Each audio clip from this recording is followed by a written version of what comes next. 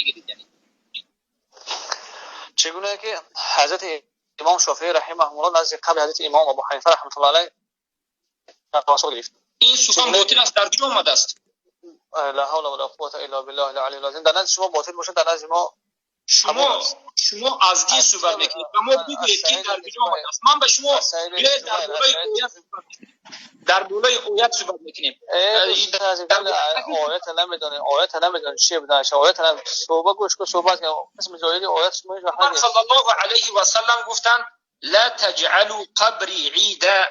در حدیث دیگر گفتن، حدیثی که صحیح است امام مسلم در مسند امام احمد اوناس گفتن لا تجعلوا قبری وثنا يعبد.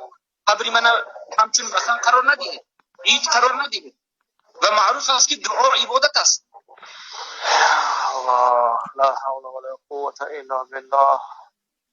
من شما گفتم که شما ولی آیت قسم آیت نمیدونید چه آیت تفسیر داره، آیت شرح داره، آیت نمیدونید شما چی به تحقیق آیت ما چی بدین خود میدونیم. به تحقیق درسته. شما دلیل بیار که در گوجو استغاثه یا که وسیله گرفتن مرده جایز گفته شده است. کی میگوید و در گوجو کدام علما و در کدام کتاب؟ من آیت دارم که این سخنی که تو میگویی شرک اکبر است. مثلا سوره زمر آیت 3 الله سبحانه و تعالی میگوید اعوذ بالله من الشیطان الرجیم والذین اتخذوا من دونه اولیاء ما نعبدهم الا ليقربونا الى الله زلفى. اونهایی که بجز الله قبرها و دیگر چیزها را اولیای خود گرفتند میگفتند که ما اینها را عبادت نمیکنیم بلکه اینها را وسیله قرار میدیم بین خود و بین الله. دوست عزیز، همین حدیث من در بیان کرد. همین حدیث عن عبدالله بن مسعود رضی الله عنهما عن النبي صلى الله عليه وسلم قال إن الله ملائكته سياحات يبلغون. خطا میخونی ان الله و ملائکته نیست، ان الله و ملائکته نیست. خطا میخونی ان الله ملائکته. دوست عزیز خطا میخونی، خونده نمیتوانی. نامرو تا من روان آیا من خطا میخونم آیا تو خطا فهمیدی؟ ان الله و ملائکته نیست، ان الله و ملائکته. ان الله و ملائکته نیست، ان الله و ملائکته سیاحان یبلغون عن امت الاسلام. قال رسول الله صلی الله علیه وسلم حیات خیر لكم فحدثونا وتحدث لكم ووفات خیر لكم تعرض على اعمالكم فما رأيت من خیر حمدا حمد الله عليه وما رأيت من شر استغفار تعالى لكم. کتاب مجموع الزوائد. دوست عزیز از امام حکیمی اولا اول که گوش کن طرزی که میخونی به نگاه چی است؟ به نگاه این طرزی که میخونی باطل است. مرحمت به همین کامنتر اینجا گذار. دوما این حدیثی که در اینجا گفته ایستاده است، البته این روایتی که گفته ایستاده است، روایت البته با این طرزی که در این گویا وسیله آمده باشد این باطل است. این چنین روایت نیست. همه این چنین روایت هایی که به وسیله گویا که این صوفی ها و مشرکان میارن این باطل است و حتی یعنی خونده نمیتواند که چی است. ما بیایید میگیم که کسایی که وسیله میگیرند قبری پیامبر صلی الله علیه وسلم، قبری اولیاء میگن، قبری صالحین، قبری کسی رو بین خود و بین الله واسطه میگیرند، دلیل اصلا نه از قرآن نه از سنت نه از صحابه نه از یگان امام ندارند و همه سخنشون باطل است و اینها کذابند. اولا. دوما بارک الله فیکم، شرکی که عرب میکرد، شرکی که ابو جهل، شرکی که ابو لهب، ابو طالب و دیگر مشرکین قریش میکرد و پیامبر صلی الله علیه و سلم برای اونها میگفتند که شما مشرک توبه کنید، این کارتون شرک است. این چگونه شرک بود؟ و هم بین خود و بین الله واسطه میگید. دلیل سوره زمر آیت 3. من آیت خوندم بعد از این نوبت شد. آیت اومده است والذین اتخذوا من دونه اولیاء. اونهایی که بجز الله دیگر چیز را اولیای خود گرفتند چی میگفتند؟ میگفتند که ما این قبرها را و این یعنی اولیاها را عبادت نمیکنیم. ما نعبدهم، ما عبادت نمیکنیم. پس چیکار میکنید؟ پس ای مشرکین چیکار میکنید؟ میگفتند که الا لیقربون الله زلفا، یعنی این وسیله هست، این قبرها وسیله است. یعنی مشرکان سه بت میپرستند، لات، منات، عزا. لات منات عزا رو میگفتن که ما عبادت نمیکنیم، بلکه لات و منات عزا ما رو به الله نزدیک میکرد، یعنی وسیله میگیریم. و از همین باب یعنی گفتن که این آدم ها صالح هستند، ما رو دعای ما رو به الله میرسونند، ما رو به الله نزدیک میکنند، از همین جهت به اینها دعا میکنیم و قربانی میکنیم و وسیله میگیریم. پیامبر صلی الله علیه و سلم گفتن شما مشرکید و به همین خاطر پیامبر صلی الله علیه و سلم اونها رو قتل کردند و جنگ شد. شرک مشرکین زمان رسول اکرم صلی الله علیه و سلم و شرک این نمود آدم‌هایی که حالا دارد صحبت میکند، شرک مشرکین که این زمان خودش را مسلمان میگه از رافضه و صوفی و عباد القبور، مثل این هر دوش یک نمود شرک است. شرک ابو جهل و شرک مشرکین قریش و شرک این روزه این صوفی ها هر دوش یک نمود شرک است. هر دوش میگه که ما این قبرها رو عبادت نمیکنیم بلکه وسیله میگیریم بین خود و بین الله.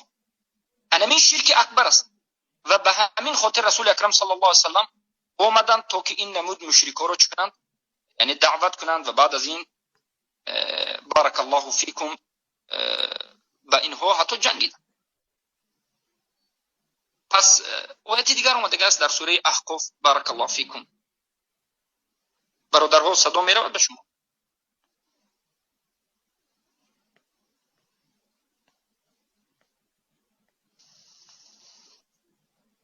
صدای ما میرود برادرها؟ السلام علیکم و رحمت الله و برکاته. بله بله ابو محمد. ما گفتنی هستیم که هر کسی که بین خود و بین الله وسیله میگیرد این انسان مشرک است، اگر وسیله اش وسیله قبر باشد، وسیله غیر شرعی باشد. بارک الله فیکم. وسیله شرعی سه چیز است، در سه جا وسیله گرفتن جایز است. خود الله میگه ولله الاسماء الحسنى فادعوه بها. در اول آیت، در دیگر آیت الله میگه وابتغوا الیه الوسیله، به سوی الله برای نزدیک شدن به الله وسیله گیرید، واسطه گیرید. و در آیت دیگر میگه که الله نامهای حسنا دارد، پرمعنا، زیبا، کامل، شفا بخش. همین نامهای الله رو وسیله گیرید. چگونه وسیله میگیرید؟ میگه که ای الله تو رحمان و رحیم هستی، مرا رحم کن. تو رزاق هستی، به من رزق بده. تو بخشنده هستی، مرا ببخش. همچنین اول نام الله رو میگید و بعد از این نام الله رو وسیله میگیرید و بعد از این طلب میکنید. و دومین وسیله که مشروع هست، بارک الله فیکم، یک عبادتی که به خاطر الله انجام داده اید، همین عبادت رو ذکر میکنید و از الله طلب میکنید که بارک الله فیکم، به خاطر همین عبادتی که من به تو ای الله انجام دادم، مرا ببخش، یا به من رحم کن، یا به من برکه بده، یا مرا نجات بده. چطوری که حدیثی که امام مسلم روایت میکنند و حدیث صحیح هست، سه نفری که سفر میکنند و باران میبارد و به درون یک غار میدروند که در غار به یک سنگ بزرگ محکم میشود و اینها عمل صالحشون رو میگویند و وسیله میگیرند و میگن که ای الله به خاطر عمل صالحمون ما رو نجات بده. البته الله سبحانه و تعالی اونها رو نجات میده.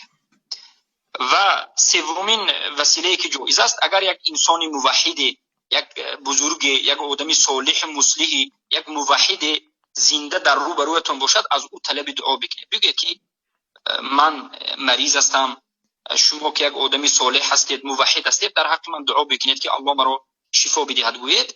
البته این سه نمودی وسیله جایز است. باقی مانده وسیله ها، وسیله گرفتن قبر بین خود و بین الله، قبر پیامبر صلی الله علیه و سلم است یا که قبر اولیای صالحین است، این شرک اکبر است و این چنین انسان ها مشرک است و هر کسی که همچنین انسان ها رو دیده و دانسته مشرک نمیگه خودش مشرک است.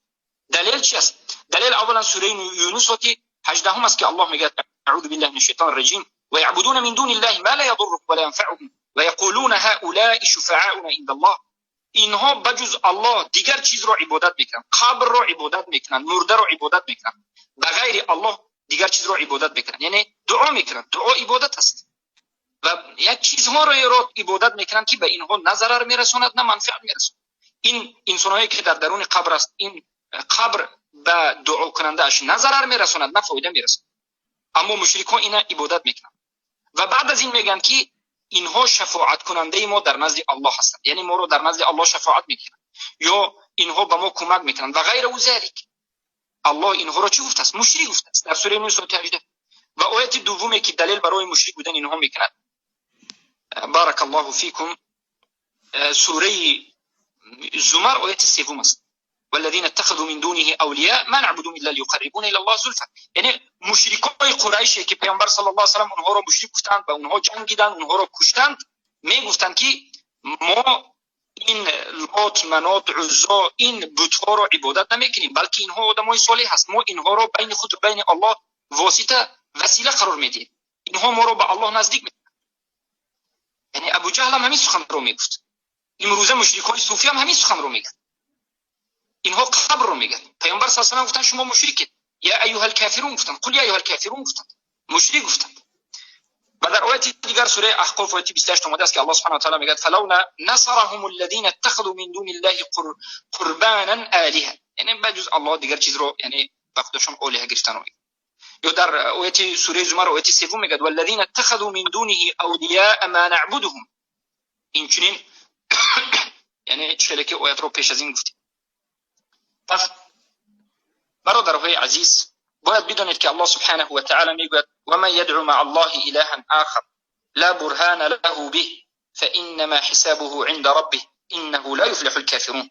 هر کسی که بجز الله چیزی دیگری رو دعا بکند، بین خود و بین الله وسیله قرار بدهد، شفاعت کننده قرار بدهد، پس حساب کتاب این در نزد الله است. خود الله به این چنین انسان‌های حساب کتاب میکند و الله این چنین کافرهای را نجات نمیدهد. یعنی الله خودش این را کافر گفته است. بارک الله فیکم. پس الله در سوره اسراء آیه 57 هم میگه اولئک الذین یدعون یبتغون الی ربهم الوسیله ایهم اقرب ويرجون رحمته ويخافون عذابه ان عذاب ربك كان محظورا.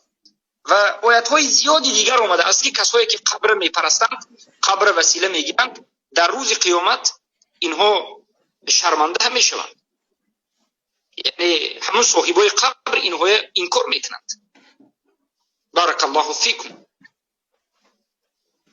پس این بود حالت صوفی هایی که میگریزد و البته حدیث هایی که میگوید، سخن هایی که میگوید همش باطل است. میگوید که امام شافعی قبر ابو حنیفه و این سخن باطل و دروغ و بافته صوفی است. بارک الله فیکم. با همین موضوع رو بپایان.